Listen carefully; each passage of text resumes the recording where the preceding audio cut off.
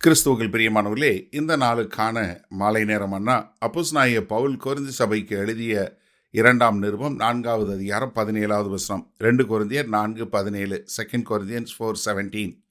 மேலும் காணப்படுகிறவைகளை அல்ல, காணப்படாதவைகளை நோக்கி இருக்கிற நமக்கு அதிசீக்கிரத்தில் நீங்கும் லேசான நம்முடைய உபத்திரவம் மிகவும் அதிகமான நித்திய கனமகிமையை உண்டாக்குகிறது.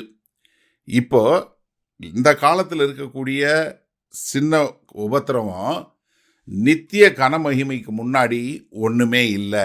இது லேசான உபத்திரவம். காரணம் என்ன? நம்ம கண்களில் பார்க்கிற காணப்படுகிறவைகளை நம்ம பார்க்கல. நம்ம காணப்படாதவைகளாகிய நித்திய ராஜ்யத்திற்காக, பரலோக ராஜ்யத்திற்காக இருக்கிறோம். அதனால நம்ம காணப்படுறத பார்த்து இப்போ அனுபவிக்கிற உபத்திரவம் இது லேசானது. ஏன்னா நமக்கு வரப்போகிற நித்திய மகிமைக்கு முன்பாக இது ஒன்றுமே இல்லை. இது கர்த்தராகிய இயேசு கிறிஸ்து மலை பிரசங்கத்தில் சொல்லும்போது, மத்தேயு 5வது அதிகாரம் 12வது சொல்லும்போது சொல்றாரு, சந்தோஷப்பட்டு களி கூறுங்கள், பரலோகத்தில் உங்கள் என்ன பலன் மிகுதியாயிருக்கும், உங்களுக்கு முன்னிருந்த தீர்க்கதரிசிகளையும் அப்படியே துன்பப்படுத்தினார்களே. என்ன சொல்லி சொல்றாரு? நீதி நிமித்தம் துன்பப்படுகிறவர்கள் பாக்கியவான்கள், பரலோக ராஜ்யம் அவருடையது. 10வது வசனம். 16வது வசனம் என்ன சொல்றாரு? என் நிமித்தம் உங்களை நிந்தித்து துன்பப்படுத்தி பலவித தீமையான பொய்களையும் உங்கள் பேரில் பொய் சொல்வார்களானால் பாக்கியவான்களாக இருப்பீர்கள். என்ன, இந்த காலத்தில் நீங்கள் பாடுகளை அனுபவிச்சிங்கன்னா வரப்போகிற நித்திய மகிமைகளை நீங்கள் சந்தோஷமாக களி கூறுவீங்க என்று சொல்லக்கூடிய கர்த்தராகிய இயேசு கிறிஸ்து சொன்னார். அதே மாதிரி ரோமாபுரியில் உள்ள சபைக்கு எழுதும்போது ரோமர் 8:18 சொல்லும்போது பவுல் சொல்லும்போது என்ன சொல்றாரு? அதனால் இக்காலத்து பாடுகள் இனி நம்மிடம் வெளிப்படும் மகிமைக்கு ஒப்பிடத்தக்கவைகள் அல்லவென்று எண்ணுகிறேன். என்ன, இதை நம்ம ஒப்பிட்டே பார்க்க முடியாது.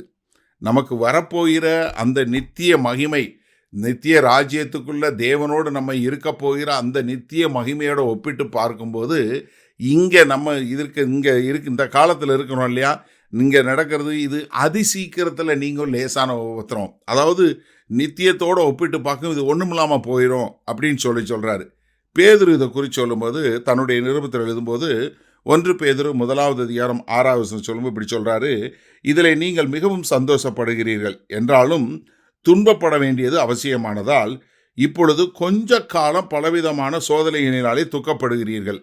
என்ன, அதாவது தாங்கள் கிறிஸ்தவர்கள் என்பதால் அடித்து துரத்தப்பட்டு தங்களுடைய சொந்த தேசம் எல்லாவற்றையும் விட்டு பொந்து, கலாத்தியா, கப்பதோக்கியா, ஆசியா, பித்தினியா தேசம் முழுவதும் சிதறி போயிருக்கிற மக்களுக்கு எழுதும்போது எழுதுறாரு, இதெல்லாம் கொஞ்ச காலம் நீங்கள் பாட அனுபவிக்கிறது. எப்படி? நம்முடைய நித்திய மகிமையோடு ஒப்பிட்டு பார்க்கும்போது இந்த பூமியில் நம்ம வாழுகிற சில காலங்கிறது கொஞ்ச காலம். இந்த உபத்திரவம், இந்த பாடு, இந்த போராட்டம் கொஞ்ச காலம்தான். ஏன்னா நம்ம எதற்காக காத்திருக்கிறோம்? காணப்படாதவைகள், தேவனால் உருவாக்கப்பட்ட அந்த நித்திய கன மகிமையை காணாதிருக்கோம். அதை காணப்படாத அதற்காக நம்ம வாழுகிறோம். அதனால் இந்த காண்கிற பாடுகள், நிந்தை, போராட்டம் ஒன்றுமே இல்லை. சரி, இந்த நாளில் இந்த வசனத்தை நம்ம எப்படி எடுத்துக்கொள்வது? ஏன்னா நம்ம கிறிஸ்தவர்கள் என்று சொல்கிறவங்க இன்றைக்கு அநேகர் அவங்களுடைய வாழ்க்கையும் அவங்களுடைய ஜபமும் அவங்களுடைய நோக்கமும் எதை குறித்ததுன்னா பூமிக்கு அடுத்தது தான் இருக்குது. நீங்கள் ஒரு நிமிஷம் சிந்திச்சு பாருங்கள், உங்களுடைய ஜபம் எப்படிப்பட்டதாக இருக்குது? உங்கள் வேலையை குறித்து, உங்கள் குடும்பத்தை குறித்து, உங்கள் பொருளாதாரத்தை குறித்து, உங்கள் வீட்டை குறித்து, உங்கள் பிஸ்னஸை குறித்து, இப்படி உலக பிரகாரமான காரியத்துக்கு தான் இருக்குதா? கொஞ்சம் சிந்திச்சு பாருங்கள். நீங்கள் எதற்காக உங்களுடைய முழு நேரத்தை, உங்கள் கவனத்தை நீங்கள் செலவு பண்ணுறீங்க? தயவுசெய்து சிந்திச்சு பாருங்களேன். ஏன்னா இந்த காலத்தில் அனுபவிக்கக்கூடிய சின்ன சின்ன உபத்திரவம், இயேசு கிறிஸ்துவின் நாமத்தினால ஒரு சுவிசேஷம் சொல்ல போகணும், இல்லை ஒரு இடத்துக்கு போய் ஊழியம் செய்ய போகணும், அப்படிங்கும்போது வரக்கூடிய பாடுகள், அதற்காக நீங்கள் எடுக்கக்கூடிய லீவோ, இல்லை அதுக்காக எடுக்கக்கூடிய முயற்சி, பொருளாதாரம், இல்லை நீங்கள் விட்டு கொடுக்க வேண்டியது, குடும்பத்தை விட்டு போக வேண்டியது, இல்லை சில காரியங்கள் செய்ய வேண்டியது அவசியமான ஒரு காரியம். அப்படி பண்ணும்போது நீங்கள் எப்படிப்பட்ட மக்களாக அதை எப்படி எடுத்துக்கொள்கிறீங்க? இங்கே சொல்கிறாரு, இந்த உபத்திரவம் எல்லாம் என்ன, லேசான உபத்திரவம். இப்போ ஆதி திருச்சபையில் என்ன பண்ணாங்க? தங்களுடைய ஜீவனையும் கொடுத்தாங்க. ஏன்னா அந்த நாட்களில் இயேசுவே ஆண்டவர் என்று சொல்வது ரொம்ப எளிதான காரியம் கிடையாது. ஏன்னா ரோமாபுரி பேரரசின் கீழே வாழ்ந்த எல்லாரும் என்ன சொல்லணும்? சீசர் இஸ் லார்ட், ராயனே என் கடவுள் என்று சொல்லி ஒவ்வொரு வருஷமும் அவன் போய் அந்த ராயனுடைய கோயிலில் போய் அவன் சொல்லணும். அப்படி சொல்லலைன்னா அவர் ஒரு சிலர் கொலை செய்யப்படுவாங்க. ஆனால் அப்படி இருக்க காலத்தில் இயேசுதான் என்னுடைய ஆண்டவர் என்று சொல்லக்கூடிய ஒரு காரியம். அப்போ எனக்கு அருமையானவர்களே, நம்ம இந்த காலத்தில் படுற பாடுகள் ஒன்றுமே இல்லை.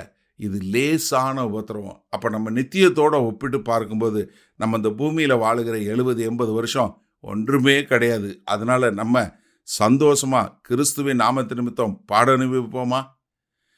வல்ல பிதாவே, இதோ காணப்படாதவைகளை நாங்கள் நோக்கி இருக்கிறோம். அதனால் இந்த பூமியில் நாங்கள் வாழுகிற நாட்களில் கிறிஸ்துவின் நாமத்து நிமித்தம் அனுபவிக்கிற உபத்திரவம் கொஞ்சம் என்பதை புரிந்து கொண்டு, இது லேசான உபத்திரவம் என்பதை அறிந்து கொண்டு, அந்த நித்திய கன மகிமைக்கென்று வாழ எங்களை ஒப்புக் கொடுக்கிறோம்.